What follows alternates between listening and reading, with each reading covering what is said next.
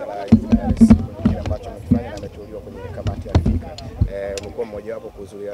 Pengine matamanio yako ni kipi, lakini leo hii umevutiwa na nini haswa kufika hapa? Kwanza unajua unapokuwa umeitwa sehemu, kwanza unatakiwa uhudhurie ili ukaone nini ambacho umeitiwa.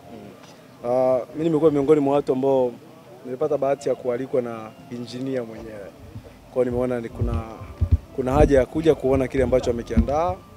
Lakini nadhani kitu ambacho anakuja kukiongea ni kile ambacho kinahusiana na yeye kuteuliwa kuwa mjumbe kwenye sehemu ya FIFA. Kwa hiyo kwangu mimi imekuwa ni jambo zuri kuja hapa na kuja kuona kitu gani ambacho anataka kutuambia Watanzania na wadau wa mpira. Lakini kikubwa zaidi ni namna ambavyo Tanzania inapiga hatua kwenye maendeleo ya mpira. Unajua unapozungumzia maendeleo ya mpira sio tu kwenye vilabu kufanikiwa, hata unapopata wawakilishi kwenye shirikisho la mpira kama FIFA na mashirikisho mengine kama vile CAF, unaona namna gani mpira wetu unapiga hatua. Na tangu ameingia kwenye mpira, Engineers amekuwa na miongoni mwa watu ambao wanapiga hatua kila siku na amekuwa anapata nyadhifa tofauti tofauti. Kwetu kama Tanzania ni jambo zuri, ndio maana mimi nimekuja hapa.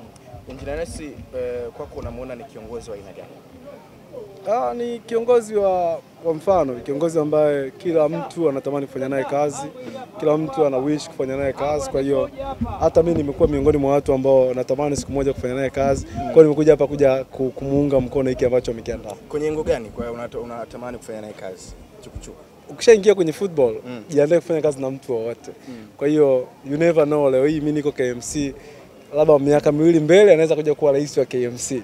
Kwa you never know. Kwa mimi nimejiandaa kwa chochote kile ambacho kitatokea. Ikitokea amekuja KMC, ikitokea kwenda huko ambapo anafanya kazi, yote ni mipango ya Mungu. Kwa hiyo ni kiongozi wa mfano, kiongozi ambaye kila mtu anatamani kukaa naye, kufanya naye conversation. Amekuwa na maono makubwa sana.